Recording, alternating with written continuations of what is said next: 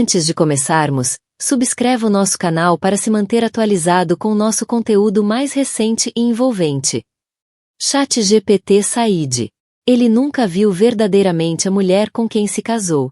E não fazia ideia de que, enquanto ele permanecia ali a zombar no seu limiar, ela segurava as chaves de uma vida que ele nem sequer conseguia imaginar. Uma vida construída com a devoção de um homem que via uma rainha por baixo das ruínas. Esta é a história de como uma visita destinada à humilhação se tornou no momento em que o karma voltou para casa. Ele nunca viu verdadeiramente a mulher com quem se casou. E não fazia ideia de que, enquanto ele permanecia ali a zombar no seu limiar, ela segurava as chaves de uma vida que ele nem sequer conseguia imaginar. Uma vida construída com a devoção de um homem que via uma rainha por baixo das ruínas. Esta é a história de como uma visita destinada à humilhação se tornou no momento em que o karma voltou para casa. As tábuas rangentes do quarto andar sem elevador na Foster Avenue gemiam sob o peso dos mocassins de luxo de $1.200 de Nathan Holloway. Os seus olhos, cinzentos e duros como pederneira, moviam-se lentamente pela sala, um inventário de fracassos, e ele saboreava cada detalhe. O sofá de veludo desbotado, as canecas lascadas e desencontradas numa prateleira, o leve cheiro a terebintina e tinta a óleo, que ele sempre detestara. Costumava chamá-lo de fedor do fracasso. O olhar de Nathan cortava a sala como uma lâmina fria, mas Helena não mostrava qualquer rachadura na sua calma. Por baixo do exterior sereno, uma tempestade feroz rugia, uma mistura de dor há muito enterrada e um fogo latente de determinação. Cada olhar de desdém que ele lançava era uma lembrança dos anos perdidos sob menosprezo, mas também uma faísca a alimentar a sua resolução implacável. Isto não era fracasso. Isto era o berço do seu renascimento. Pois bem, Helena, disse ele, a sua voz a escorrer aquela mesma condescendência arrogante que ela recordava de 1000 discussões exaustivas. É encantador. Deixou a palavra pairar no ar, carregada de julgamento. Alina Brooks estava na estreita kitnet, com ambas as mãos à volta de uma caneca quente. Não lhe ofereceu nada para beber. O seu rosto manteve-se calmo, sereno até. Mas por baixo da superfície, uma tempestade rugia. Tinham passado 6 meses desde que o divórcio foi finalizado, 1 ano desde que ele fechou os seus elegantes sacos de viagem com monograma e saiu do loft elegante em Tribeca. Chamara a sua pintura de ilusão. A sua recusa em tornar-se uma esposa submissa e corporativa, uma traição imperdoável. É um estúdio, Nathan. É exatamente o que eu preciso, respondeu ela, com voz firme. Ele soltou uma risada curta e sem humor. Certo. A tua arte fez um gesto vago em direção a uma tela coberta com lençol branco. Ainda atrás dessa pequena fantasia, vejo. Imaginei que, a esta altura, já terias caído na real. Arranjado um emprego a sério. Talvez algo em marketing. Sempre foste ótima a organizar os meus eventos, acrescentou. Cada palavra, uma adaga em feridas antigas. Ao longo dos 10 anos de casamento, Nathan corroera o valor próprio dela. As pinturas que outrora renderam a Helena uma bolsa para Parsons estavam encaixotadas no sótão. Os seus amigos artistas rotulados como distrações. O seu sonho de ter uma galeria descartado como um projeto de vaidade. Ele queria um troféu, uma anfitriã, não uma parceira. O seu sonho de lançar um espaço artístico independente e acolhedor fora ridicularizado como um projeto de vaidade para o sem rumo e sem talento. Ele queria um troféu, alguém polido para exibir em jantares e eventos de caridade. Não uma colaboradora, não uma igual. Estou feliz aqui, disse ela. E a simples verdade disso pareceu irritá-lo. Feliz? Ele repetiu com desdém, caminhando até a janela, que dava para uma parede de tijolos rachada e uma velha escada de incêndio de metal. Vamos lá, Helena, não te enganes. Nunca foste boa a mentir. Estás feliz com isto? Depois de tudo o que tiveste? Lembras-te da vista do loft? Todo o centro da cidade aos teus pés. Eu lembro-me da vista, Nathan, disse ela calmamente. E lembro-me de como aquilo parecia uma jaula, mesmo com todo aquele espaço. Ele virou-se para ela, com uma expressão fingida de preocupação. Alegara que a visita era apenas para entregar alguns documentos financeiros remanescentes da vida que partilharam. Tudo o que ela precisava fazer era assinar. O fino envelope Manila já estava no balcão. Ela já os tinha assinado há minutos. Mas ele permanecia, porque não viera encerrar pendências. Viera para se vangloriar, para reafirmar a história que contava a si mesmo e aos outros, que ela não era nada sem ele. A sua nova namorada, uma influencer de 25 anos chamada Crystal, provavelmente estava lá embaixo, no seu Bentley cinza carvão novinho em folha, a fazer scroll pelas redes sociais, alheia aos jogos mentais a decorrer 4 andares acima. Nathan certificou-se de que a Lina soubesse dela também. Marcava-a em publicações de festas em iates em Capri, bares de luxo em telhados em Londres e voos de helicóptero sobre Dubai. Olha o que perdeste! Gritavam esses momentos cuidadosamente encenados. Olha como a minha vida é melhor agora. Uma jaula, repetiu ele, abanando a cabeça. Uma jaula dourada, querida. A maioria das mulheres mataria por ela. Tudo de designer. Eventos privados. ChatGPT Said. Um apelido que ainda faz virar cabeças. E agora tens isto. Os braços dele varreram o apartamento. Todo um drama exagerado. O número da artista atormentada. Não está um bocadinho gasto, Helena? O maxilar dela contraiu-se. Queria gritar, atirar a caneca pela sala e mandá-lo embora. Enumerar todas as traições, cada comentário frio, cada traição, cada momento em que ele lhe corroeu o espírito. Mal conseguia respirar, mas não explodiu. Em vez disso, deu mais um gole lento de chá. Nathan confundiu o silêncio dela com rendição. Um sorriso presunçoso e vitorioso surgiu no seu rosto.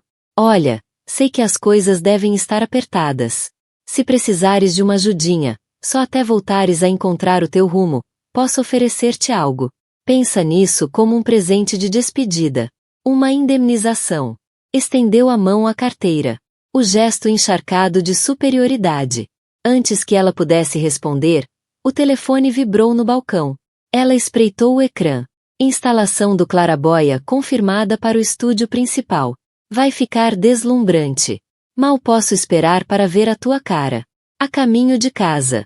Um sorriso verdadeiro, discreto e só para ela, surgiu nos lábios de Alena. Virou o olhar de volta para Nathan, para o gesto patético de generosidade e o olhar de falsa simpatia no rosto dele. A fúria e impotência que em tempos ameaçaram dominá-la tinham se transformado em algo mais frio, mais afiado, um aço silencioso e inabalável. O ímpeto de gritar desaparecera. No seu lugar, algo mais calmo, mais profundo, uma sensação serena de ironia que só anos de dor e perseverança podiam forjar. Não, obrigada, Nathan, disse ela, com a voz firme e clara. Estou perfeitamente bem. Ele encolheu os ombros, guardando a carteira no casaco, quase decepcionado por ela não ter mordido o isco. Está bem, como quiseres. Não digas que não ofereci. Avançou para a porta, parando com a mão na maçaneta. Boa sorte com a tua vidinha acolhedora, Helena. A sério. A porta fechou-se atrás dele, e o som dos sapatos caros a desaparecerem pelas escadas abaixo foi a nota final de um capítulo há muito em atraso para ser encerrado. Finalmente, Alena ficou sozinha no silêncio do seu estúdio. Olhou à sua volta para o espaço que Nathan achará tão lamentável. Para ela, não era triste. Não era fracasso. Era paz.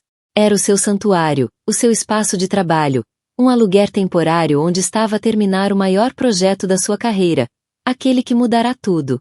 Atravessou a sala até ao cavalete, aquele que Nathan descartara sem sequer olhar 2 vezes. Com uma respiração controlada, puxou o lençol.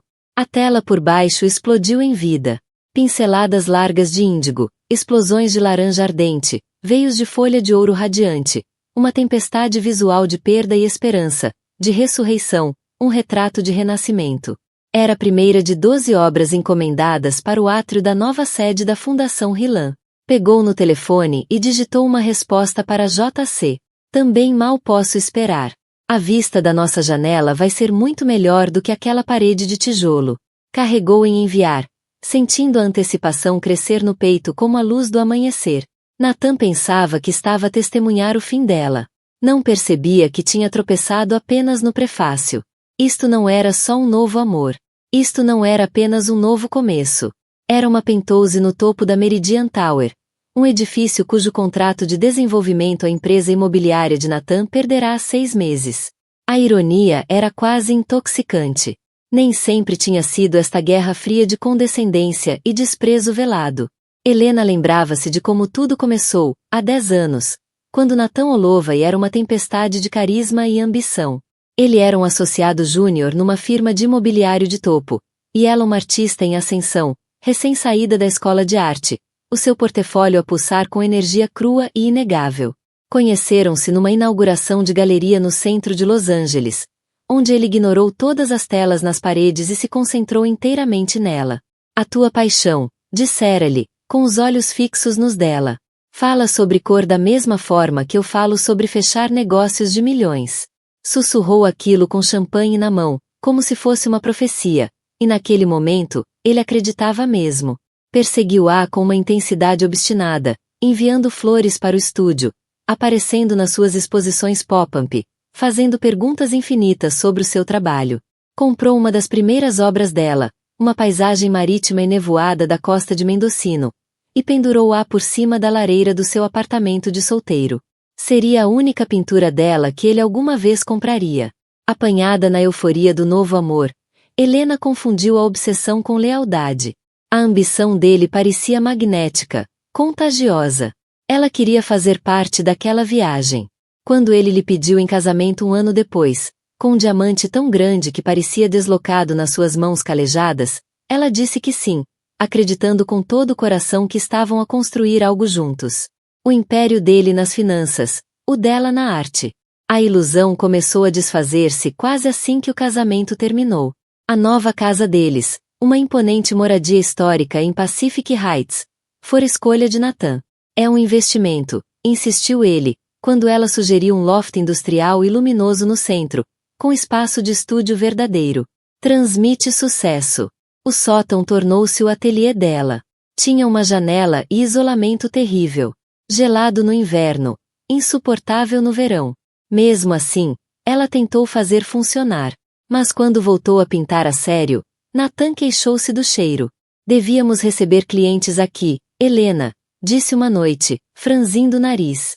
Queres que isto cheire a loja de ferragens? Ele não gritou. Nem precisava. O tom bastava para encerrar a conversa. Eventualmente, o cavalete foi guardado, as telas empilhadas e escondidas. A arte dela tornou-se aquilo a que ele se referia como passatempo. Como vai o passatempo? Perguntava distraidamente a caminho do ginásio, sem esperar resposta.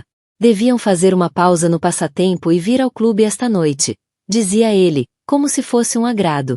Os amigos que tinham sido seus salva-vidas, pintores, ilustradores, criativos de todos os tipos, foram sendo lentamente retirados do calendário social deles. Ele achava-os esquisitos. A sua amiga mais próxima, uma ousada ceramista chamada Brin, ele chamava de barulhenta. Um antigo professor da Parsons, mentor e pintor reconhecido a nível nacional, ele descartou como irrelevante.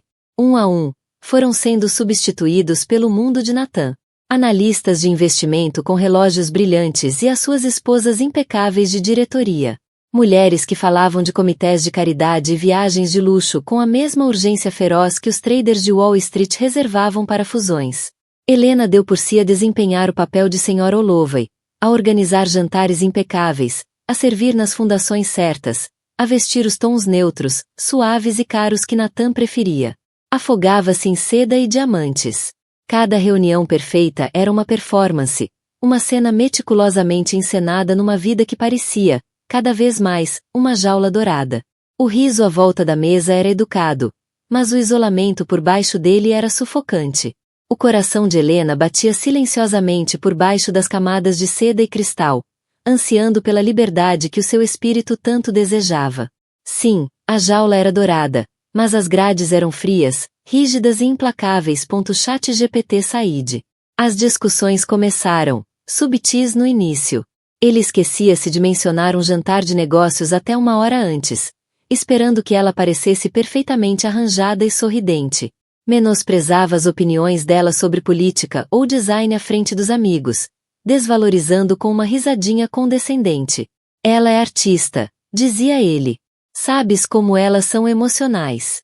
Mas a ruptura, aquela que sinalizou o princípio do fim, surgiu por causa de uma galeria.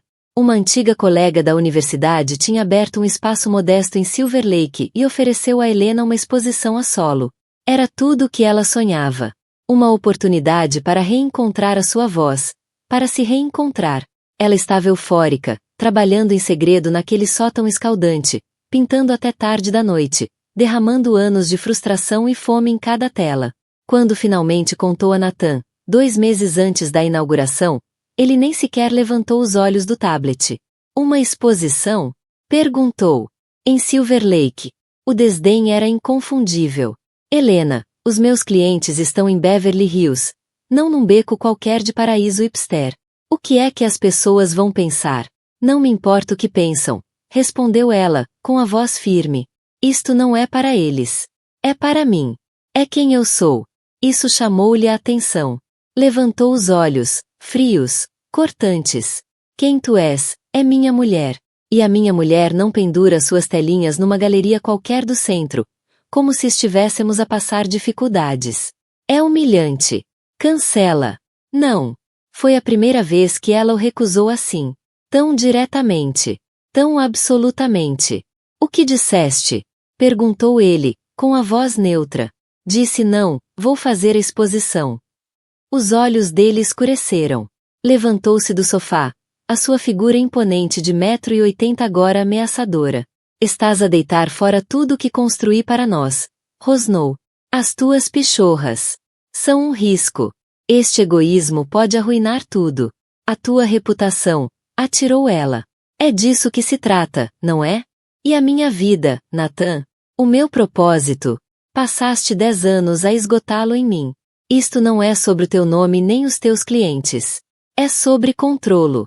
Não suportas a ideia de eu ter algo que é só meu. Algo a que não consegues pôr um preço. Ele não levantou a voz. Fez pior. Riu-se. Aquela mesma risada oca e cheia de desdém que ela voltaria a ouvir, anos depois, no seu pequeno estúdio da Foster Avenue. Meu Deus, disse ele, abanando a cabeça. Achas mesmo que és algum tipo de gênio escondido? És uma dona de casa aborrecida com um passatempo. Helena. Aproximou-se, a voz a escorrer desprezo. Sem mim, estarias a viver num pardieiro, tal como essa galeria patética pela qual estás obcecada. Esse foi o momento. O amor não se apagou lentamente. Morreu subitamente e com violência, deixando um vazio onde antes vivia o coração de Helena. Foi um fim brutal e devastador de um sonho em que ela acreditara com toda a força. Um sonho agora reduzido a cinzas frias. Esse vazio era aterrador, mas estranhamente libertador, pois abriu caminho para algo novo crescer das ruínas. Pela primeira vez, ela viu Nathan como ele realmente era. Um homem profundamente inseguro cuja identidade dependia de estatuto, dinheiro e da imagem de uma esposa perfeita e obediente. A independência dela não era apenas inconveniente para ele. Era uma ameaça direta à sua frágil noção de si mesmo. Balena seguiu com a exposição. Nathan não apareceu. A ausência foi uma declaração, e todos no círculo social deles repararam. A exposição foi um sucesso modesto. Vendeu várias obras, recebeu uma crítica entusiasta num blog de arte local popular e, o mais importante, sentiu a centelha do seu verdadeiro eu reacender-se. Isso bastava. Uma semana depois do encerramento da exposição, disse a Nathan que queria o divórcio. Ele ficou atônito, depois furioso. Não conseguia compreender por que razão ela escolheria abandonar a vida perfeita que ele lhe proporcionara. O divórcio foi brutal. Ele lutou por cada detalhe com advogados caríssimos, tentando pintá-la como instável, ingrata e irresponsável. Queria deixá-la sem nada, na esperança de forçá-la a voltar à sua órbita. Mas Helena tinha uma carta na manga. Anos antes, Nathan deixará-a arrogantemente ficar com as obras anteriores ao casamento. O que ele não sabia era que o seu mentor, um pintor respeitado chamado Hansen, vinha comprar discretamente as obras dela há anos sob um pseudônimo. Acreditando no seu talento, ela vendeu obras suficientes para garantir um capital modesto. O suficiente para viver, alugar o estúdio na Foster Avenue e reconstruir a carreira. Sair da Brownstone com nada além dos seus pertences pessoais e telas foi aterrador e libertador. As palavras de despedida de Nathan ecoavam-lhe na mente. Vais voltar, zombou ele. Vais rastejar de volta quando perceberes que o mundo real não quer saber das tuas pichorras. Agora, de pé no mesmo estúdio que ele tanto desprezava, Alina pensava nessas palavras. Ele estava enganado. O mundo real estava à espera. E uma pessoa muito importante nesse mundo não só se importava com as suas pinturas. Via nelas o reflexo da sua própria alma. 6 meses depois do novo começo, Alina era o retrato do caos controlado. Os dias desfocavam-se entre cafés baratos, horas intermináveis e a liberdade eletrizante de criar. O estúdio da Foster Avenue era o seu casulo. Derramava cada gota de dor, raiva e esperança cautelosa da vida pós-divórcio nas telas. O seu estilo evoluíra, mais ousado, mais abstrato, cru com emoções que estiveram trancadas durante uma década. Pintava para si própria, e o seu trabalho nunca tinha sido tão honesto. Pequenas encomendas e vendas online davam-lhe o suficiente para pagar a renda e comprar materiais. Era um mundo distante do cartão de crédito corporativo ilimitado que já tivera. Mas era dela. Cada cêntimo conquistado com talento e esforço. Depois veio a oportunidade. Um e-mail simples com uma linha de assunto que lhe fez o coração saltar. O pedido de proposta vinha da Fundação RILAM. Todos conheciam o nome Julian RILAM. Era um titã do mundo da tecnologia, um bilionário feito por si mesmo que transformará o panorama da energia renovável. Ao contrário da velha elite com quem Nathan convivia, RILAM era celebrado como visionário, um pensador progressista. Era notoriamente reservado, em contraste com o exibicionismo social de Nathan. A Fundação RILAM era famosa pelos seus grandes investimentos em arte e ciência. O e-mail era da diretora de arte da fundação, uma mulher chamada Ana Sharma.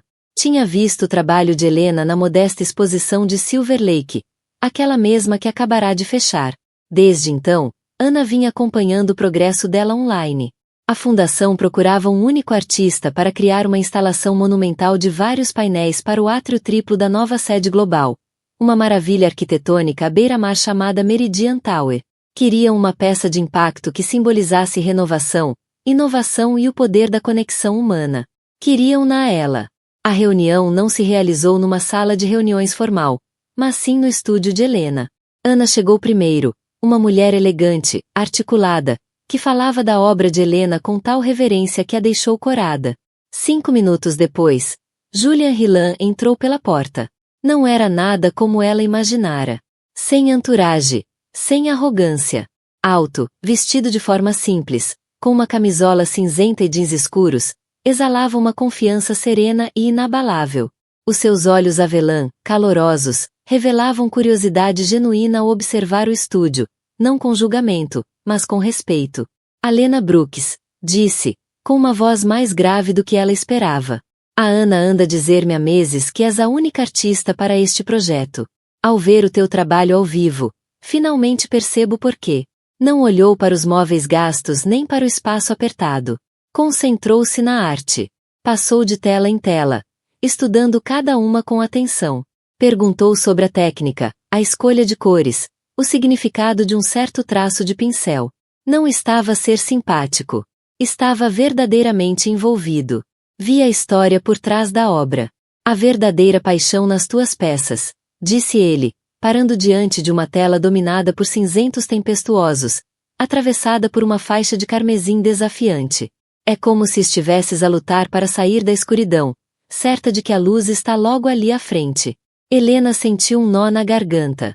É exatamente isso, sussurrou. Nesse momento, sentiu-se mais vista do que em 10 anos de casamento.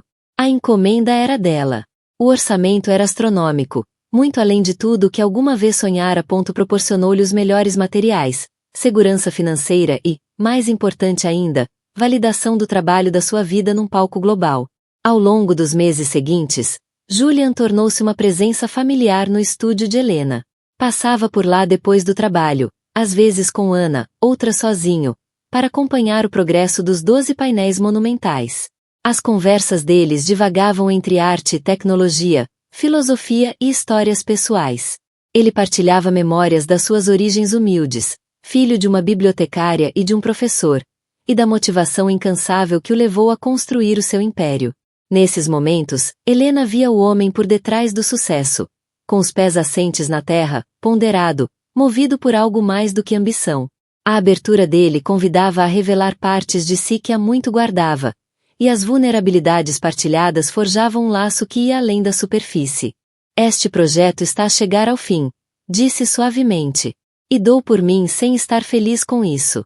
O coração dela acelerou. Eu também não. Não estou só a falar da arte, continuou Julian. Estou a falar das nossas conversas. Estou a falar de ti. Não havia jogos, nem fingimentos, só honestidade. Disse-lhe que estava cativado pela sua resiliência, pelo talento e pelo fogo silencioso que via arder dentro dela. Não sentia uma ligação assim há anos. Quando lhe perguntou se podia convidá-la para jantar, não como mecenas, mas como homem interessado numa mulher, ela disse que sim sem hesitar. A relação deles floresceu discretamente, longe dos olhos do público. Era um namoro entre iguais. Encontravam conforto na companhia um do outro, duas pessoas que tinham construído seus próprios mundos e agora queriam partilhá-los. Ele adorava o estúdio da Foster Avenue, chamando-lhe a câmara de criação dela. Nunca sugeriu que mudasse ou que o abandonasse. 3 meses depois, ele pediu-a em casamento. Foi numa viagem privada à Costa Amalfitana, numa varanda com vista para o mar ao pôr do sol. O anel não era uma joia vistosa a simbolizar posse. Era uma peça elegante, desenhada por medida, com uma safira rara verde-mar, perfeitamente a condizer com os olhos dela. Não quero mudar-te, Helena, disse ele, com a voz embargada pela emoção. Só quero ser aquele que vai ver-te conquistar o mundo. Quando regressaram a Nova York, mostrou-lhe o apartamento que comprará. Era Celestial Suite, a penthouse duplex no topo da Meridian Tower, o mesmo edifício onde a arte dela seria exibida no átrio. Um palácio no céu, com vista panorâmica para a cidade, terraço privado e, mais importante, uma sala enorme com paredes de vidro, tetos altos e luz perfeita do norte. O teu novo estúdio, disse Julian, apertando-lhe suavemente a mão. Uma vista bem melhor do que uma parede de tijolo.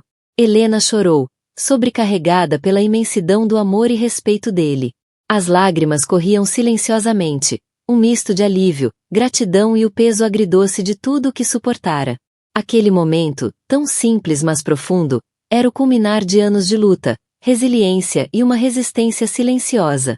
Era prova de que já não estava confinada aos limites que outros lhe tentaram impor. Aquilo não era uma jaula. Era uma plataforma de lançamento. O mundo de Nathan e o mundo de Julian estavam em rota de colisão. E Helena encontrava-se no epicentro, com todo o poder nas mãos. O palco estava montado para o confronto final do karma. Por que manter o estúdio da Foster Avenue? Por que permitir que Nathan entrasse e zombasse do que ele via como fracasso? Não foi uma escolha sentimental. Foi uma estratégia legal calculada, aconselhada por uma equipa de advogados muito mais formidável do que os que Nathan contratara contra ela. A ponta solta que levará Nathan até a sua porta era uma dívida fiscal pendente de um negócio imobiliário falhado iniciado durante o casamento. Sem o pleno conhecimento dela, ele tornará a sócia minoritária da LLC. Quando o negócio colapsou, usou truques contabilísticos para transferir a maior parte das perdas, e a subsequente dívida fiscal, para o nome dela, envolvendo-a legalmente. Durante o divórcio, o objetivo dele era usar essa alavanca para ameaçá-la com uma dívida colossal ao fisco, a menos que aceitasse um acordo miserável. A advogada de Helena, uma mulher incisiva e direta chamada Susan, chamou-lhe abuso financeiro, claro e simples. Lutaram contra isso, mas a complexidade legal fez com que a resolução final ainda estivesse pendente. Depois de Helena garantir a encomenda da Hillan Foundation, o conselho de Susan foi claro e inequívoco. Não mudes de estilo de vida. Ainda não. O Nathan está a observar-te, avisou. Segue-te nas redes sociais. Tem amigos que lhe passam informações. Ele acredita que estás a passar dificuldades. Deixa-o acreditar nisso. Susan disse que toda a argumentação dele se baseava na ideia de que ela não tinha recursos. No momento em que descobrisse a ligação com Julian Hillan, mudaria de estratégia. Iria tentar argumentar que a relação começara antes do divórcio ser finalizado, exigindo um acordo maior. Vai ficar mais agressivo. Vamos deixá-lo fazer o último movimento com base nas falsas informações que tem. Assim, Helena manteve a sua vida discreta. Ela e Julian eram mestres da discrição. Jantavam em salas privadas, viajavam no jato pessoal dele e passavam o tempo juntos ou na propriedade fortemente vigiada fora da cidade ou na Penthouse magnífica, ainda por decorar. Para o mundo exterior, ela continuava a ser Helena Brooks, artista em dificuldades num quarto andar sem elevador. O estúdio da Foster Avenue tornará-se um trunfo estratégico, o palco do ato final. Julian, com todo o mérito, compreendeu isso perfeitamente. Sentia até uma certa satisfação no plano. Ele é um tirano que depende da percepção de poder, disse Julian uma noite, enquanto analisavam documentos legais na sua vasta biblioteca. Tudo o que estamos a fazer é deixá-lo entrar numa sala onde pensa que é o gigante, sem perceber que o chão está prestes a desabar. A visita de Nathan foi exatamente o movimento que esperavam. A assinatura daqueles documentos foi a última peça do puzzle. A sua oferta condescendente de pagamento de compensação. A cereja no topo, testemunho perfeito da arrogância dele. Algo que Susan adoraria ouvir. No dia seguinte à visita de Nathan, Helena reuniu-se com Susan. Ele mordeu o isco, disse a Lina, relatando cada detalhe da conversa, incluindo os comentários de pena e a oferta em dinheiro. Susan sorriu, um sorriso afiado, predador. Perfeito, disse ela. Temos a declaração assinada dele do processo de divórcio onde afirma: não tens perspectivas de carreira significativas. E agora temos uma nova visita não solicitada onde confirma sua crença na tua ruína financeira. Os advogados dele estão prestes a apresentar uma moção final atribuindo toda a dívida fiscal a ti. Estão a cair diretamente na armadilha. O plano era simples. Os advogados de Nathan apresentariam a moção. A equipa de Susan responderia, não apenas com uma recusa, mas com um dossiê completo detalhando a nova realidade financeira de Helena.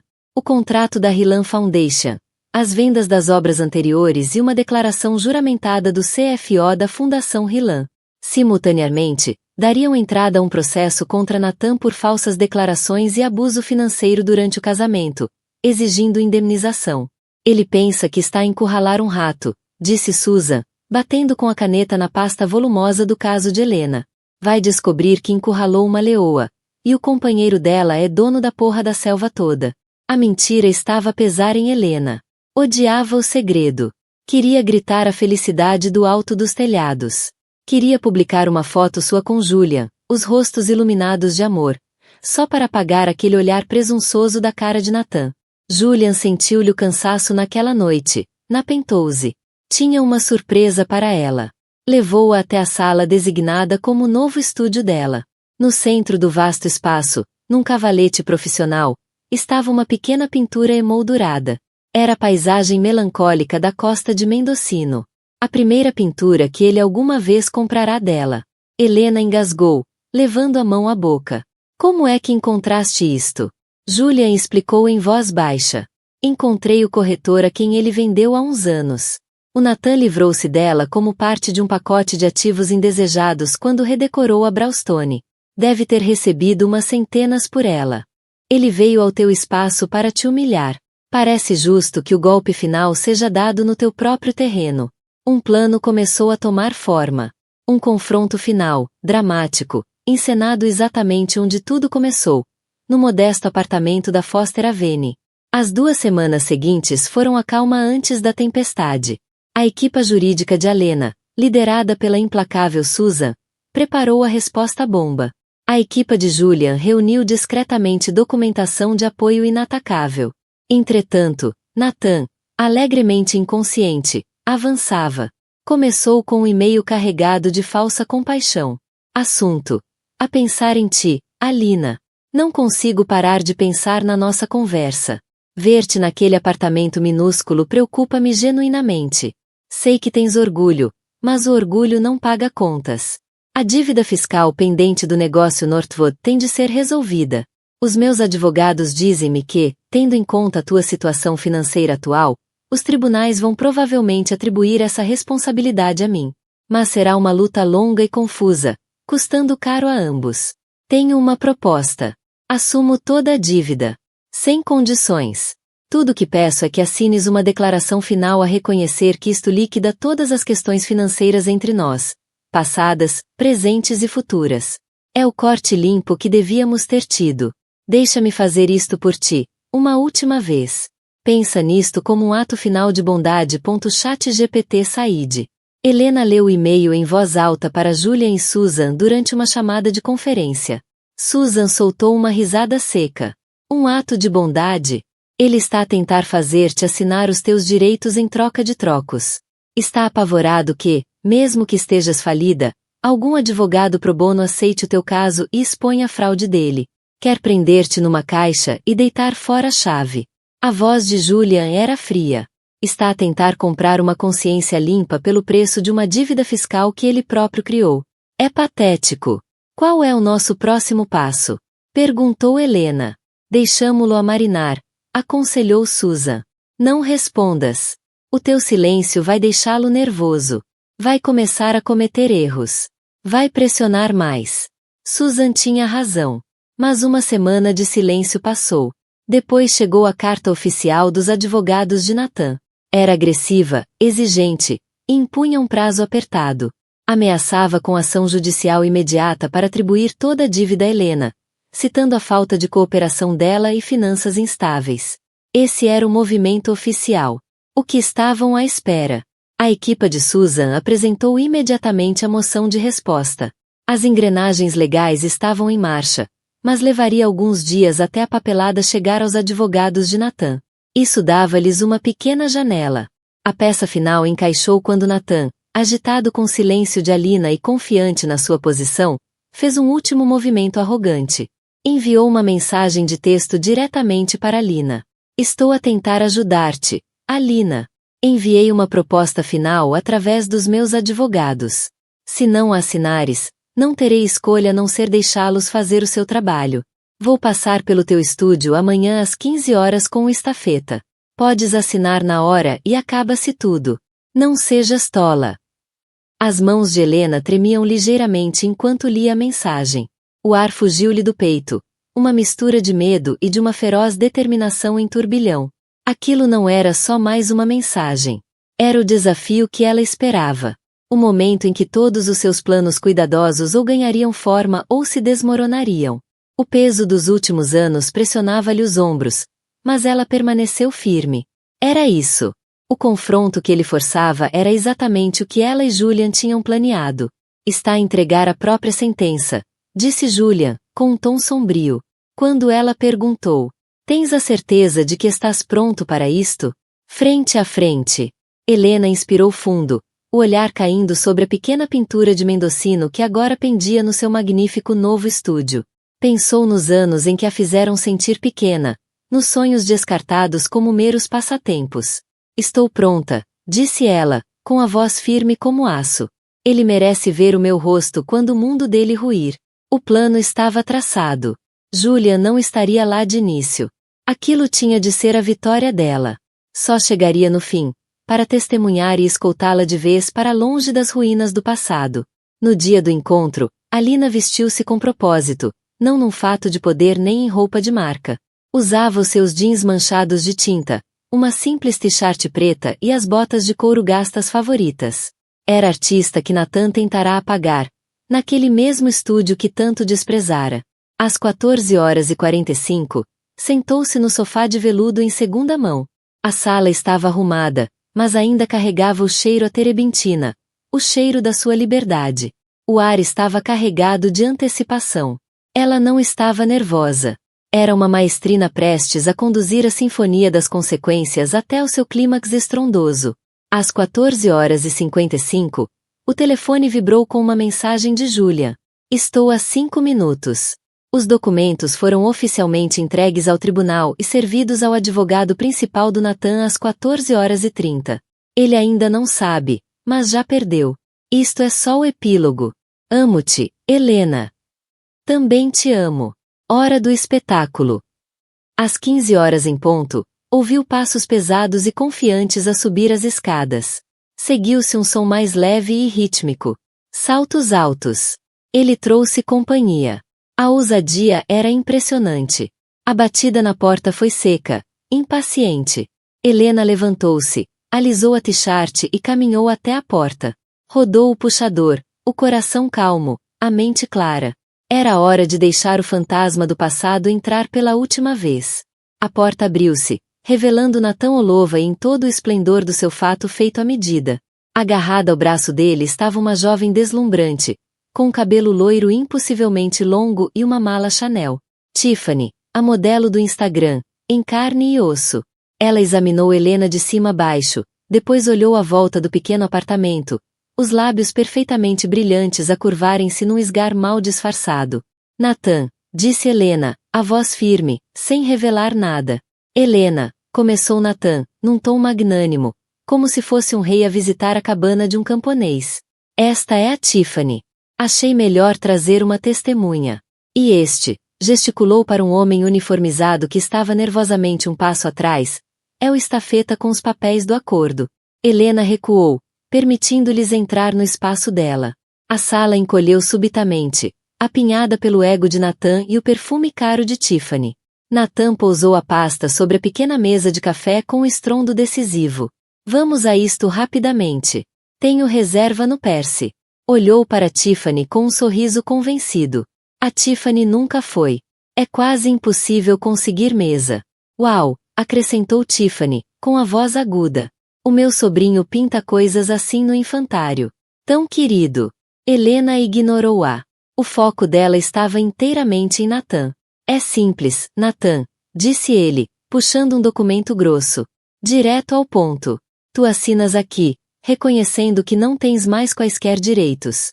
Eu assino aqui, assumindo toda a dívida fiscal do Northwood. O estafeta autêntica. E fica resolvido. Estou a ser incrivelmente generoso. Helena. Os meus advogados acham que enlouqueci. Empurrou o documento pela mesa na direção dela. Não, retorquiu ela. Estavas a ser cruel. E tu, disse ele, com a voz a endurecer, estavas a ser cega. Sempre foste cego, Nathan. Vês etiquetas de preço, mas não tens noção de valor. Tiffany olhou nervosamente entre eles. Nathan. Talvez devêssemos ir. Helena manteve o olhar cravado em Nathan. Ela deve ouvir isto. Nathan suspirou, exasperado. Qual é o objetivo disto, Helena? Vais fazer uma birra e recusar assinar? A quem achas que isso magoa? Só a ti. Não tens nada. Nenhum bem. Nenhum rendimento relevante. Qualquer tribunal do país ficará do meu lado. Agora assina. Este era o momento. O auge da arrogância dele. A declaração final e condenatória. Helena sorriu. Um sorriso lento, brilhante, que não chegou aos olhos. Sob aquele sorriso estava uma tempestade silenciosa. Uma vida inteira de batalhas destiladas numa única recusa inabalável. Cada palavra dele era um espelho da sua própria desesperança. E ela era o olho calmo da tempestade. Inabalável, resoluta. Engraçado mencionares tribunais, Nathan. Ela pegou no telemóvel e pousou-o sobre a mesa. Tocou no ecrã. Uma voz profunda e clara encheu o pequeno apartamento. Era a voz de Julian, em alta voz. Ela tinha acabado de atender. Olá, querida, dizia a voz. Queria só dizer que estou cá embaixo. Ah, e a Ana acabou de ligar. O teste de iluminação para tua instalação no átrio correu lindamente. Está magnífico. E o pagamento final da fundação, aquele de 7 dígitos, deve cair na tua conta amanhã. Nathan congelou. O rosto empalideceu. Olhava para o telefone como se fosse uma serpente. A mandíbula de Tiffany caiu. Quem? Quem é ele? Balbuciou Nathan. O sorriso de Helena alargou-se. Ah, e sobre advogados, Nathan, disse ela. A minha chama-se Susan Lee, do escritório Ftel Lipton. Talvez já tenhas ouvido falar deles. ChatGPT Said. Eles estão um nível acima dos teus, disse Helena calmamente. Apresentamos uma contramoção esta tarde. Inclui o meu rendimento da encomenda da Hillan Foundation nos últimos 6 meses. Também inclui uma moção para te processar por abuso financeiro e fraude. Imagino que o e-mail do teu advogado esteja a apitar neste momento. Nathan parecia completamente atordoado. Hillan. Julian Hillan. Do que é que estás a falar? Nesse instante, ouviram uma batida na porta aberta. Julian Hillan entrou. Não vinha vestido para o Percy, mas o seu blazer impecavelmente talhado e a expressão de fúria gelada nos olhos diziam tudo. Os olhos do estafeta arregalaram-se. Tiffany soltou um pequeno suspiro, reconhecendo instantaneamente o famoso bilionário. Nathan ficou a olhar, o cérebro visivelmente a dar curtos-circuitos enquanto ligava os pontos. A voz no telefone. O homem na porta. A Hillan Foundation. A Meridian Tower. O maior contrato perdido da sua firma. Tu. Murmurou ele, olhando para Lina com horror a desabrochar no rosto. Julian caminhou com calma até o centro da sala e ficou ao lado de Helena, colocando uma mão protetora sobre o ombro dela. Olhou para Nathan, que ainda estava sentado, de repente, pequeno e insignificante. Nathan, disse Julian, a voz perigosamente calma. Vieste ao estúdio da minha noiva para intimidar. Zombaste do trabalho da vida dela. Esse mesmo trabalho que agora enfeita o átrio da minha sede mundial. Tentaste colocá-la sob uma dívida fraudulenta. A minha equipa jurídica, a melhor do mundo, vai destruir-te por isso. Não apenas pela fraude, mas também pelo assédio. Julia então lançou um olhar para os papéis do acordo sobre a mesa. Pegou neles sem sequer os ler e rasgou o documento grosso ao meio num só gesto limpo. Deixou cair os pedaços no chão, aos pés de Nathan. Esta negociação terminou, declarou Julian com firmeza. Nathan ficou sem palavras. Abriu e fechou a boca como um peixe fora de água, mas nenhum som saiu. O mundo inteiro que construíra sobre uma base de falsa superioridade acabava de ser desfeito por uma mulher silenciosa, de jeans manchados de tinta, e pelo único homem em Nova York com quem ele jamais conseguiria competir. Tiffany começou a recuar em direção à porta, o rosto uma mistura de terror e reverência. Eu vou-me embora. Vou chamar um Uber. Fugiu praticamente, deixando Nathan sozinho entre os destroços. Helena olhou para o ex-marido, não com ódio, mas com uma estranha e distante compaixão. Ele não era um monstro. Era apenas um homem vazio. A vista do meu novo estúdio é muito melhor do que a da Brownstone, Nathan, disse ela suavemente. Ficas tão pequeno, visto lá de cima. Depois virou-se, pegou na mão de Julian, e saiu do estúdio da Foster Avenue pela última vez, sem olhar para trás. Deixou Nathan sentado ali, rodeado pelos papéis rasgados da sua oferta generosa. O fantasma do próprio sucesso dele assombrava agora a pequena sala que ele tão profundamente subestimara. O desfecho não foi rápido, mas foi total. O mundo de Nathan Holloway não só se estilhaçou, atomizou-se. O processo judicial que Helena moveu foi uma obra-prima de devastação legal. Susan Lee e os juristas internos de Julian trabalharam lado a lado, desenterrando cada negócio obscuro, cada empresa fantasma, cada vez que Nathan usará o nome de Helena em crédito sem o consentimento total dela. A fraude fiscal do Northwood era apenas a ponta do iceberg. Confrontados com provas esmagadoras e a perspectiva de um julgamento público contra um bilionário adorado e a sua noiva artista, os advogados de Nathan aconselharam-no a fazer um acordo. Ele foi financeiramente arrasado. Teve de vender a Brownstone em Pacific Heights para pagar os honorários legais e o enorme acordo com Helena. Ela doou imediatamente a totalidade do valor a uma instituição de apoio a artistas mulheres. Perdeu o Bentley, as inscrições nos clubes exclusivos e o seu prestígio na comunidade imobiliária. As notícias sobre os negócios fraudulentos e o divórcio humilhante espalharam-se como fogo pelas mesmas elites sociais que ele tanto lutara para dominar. Deixou de ser um jogador. Tornou-se um exemplo de advertência. O golpe final veio quando a sua firma, procurando distanciar-se do escândalo, rescindiu a parceria. Tiffany, claro, já tinha desaparecido há muito. O feed dela nas redes sociais rapidamente passou de fotos com Nathan para frases inspiradoras vagas sobre cortar energias negativas. Nathan Holloway, o homem que se definia pelo sucesso, ficou apenas com a verdade do seu próprio caráter. Belina nunca mais o viu. Nem precisava. O foco dela estava totalmente no futuro. Um futuro mais brilhante do que alguma vez imaginara. 6 meses depois daquele confronto final, a Meridian Tower realizou seu gala de inauguração. O evento foi o assunto de Nova York. No coração do átrio majestoso como uma catedral estava a instalação de Helena. Os 12 painéis monumentais eram uma sinfonia viva de cor e emoção. Sob a iluminação cuidadosamente concebida, cativavam todos os visitantes. O New York Times chamou a instalação uma obra monumental de poder e otimismo arrebatadores e proclamou Helena Brooks como uma nova grande voz da arte americana.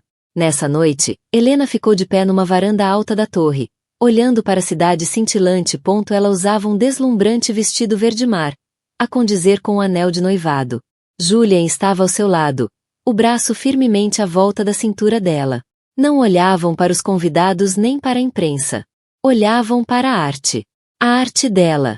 Lembras-te do que me disseste da primeira vez que vieste ao meu estúdio? Perguntou Helena suavemente, por cima do murmúrio distante da multidão.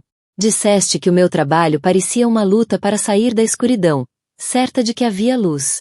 Lembro-me, disse Julian, os olhos cheios de amor. E olha para ti agora. Não estás só na luz. Estás a criá-la. Ela encostou a cabeça no ombro dele. Uma paz profunda a instalar-se.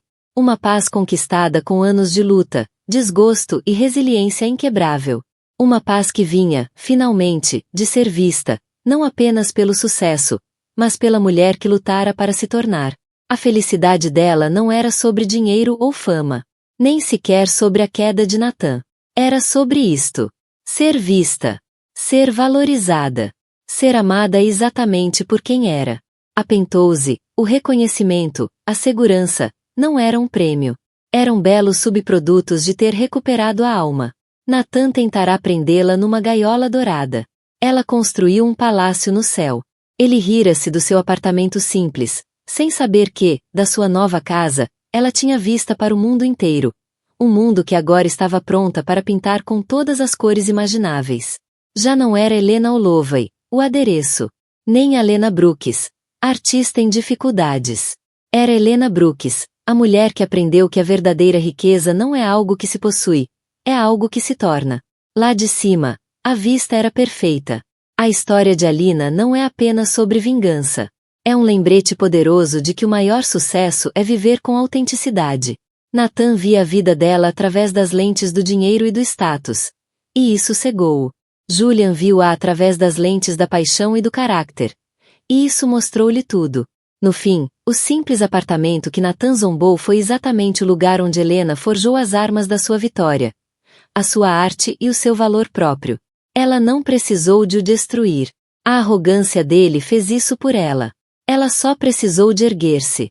Então, a história chegou ao fim. Meus queridos amigos, ainda estão aí? Se chegaram até aqui, então há algo na jornada da Helena que tocou o vosso coração. Algo que as palavras não captam totalmente. E agora, só por um momento, vamos olhar para isto juntos. Não como um conto distante, mas como um espelho das nossas próprias vidas. É um lembrete poderoso de que, não importa o quanto o mundo tente definir-nos pelo que perdemos ou pelo que parecemos ter, a verdadeira força vem de dentro. Como dizia Heráclito, a alma é tingida da cor dos seus pensamentos. O que acreditamos sobre nós mesmos molda a nossa realidade. A história da Helena ensina-nos que, mesmo quando o mundo tenta prender-nos em ouro ou desprezar os nossos sonhos como tolices, a nossa verdadeira riqueza está na nossa coragem, na nossa resiliência e na autenticidade com que vivemos. Ela não precisou de derrubar quem duvidou dela. A sua ascensão foi a sua rebelião. Uma prova de que, por vezes, a vitória mais sonora é a que acontece em silêncio, dentro de nós. Se esta história te comoveu, inspirou ou te lembrou de continuar a lutar pela tua verdade, deixa um gosto, partilha com alguém que precisa de ouvir isto e subscreve o nosso canal. Lemos todos os comentários, porque o teu pensamento importa. Vamos crescer e curar juntos. Porque viver com autenticidade é o maior sucesso que alguma vez poderemos alcançar.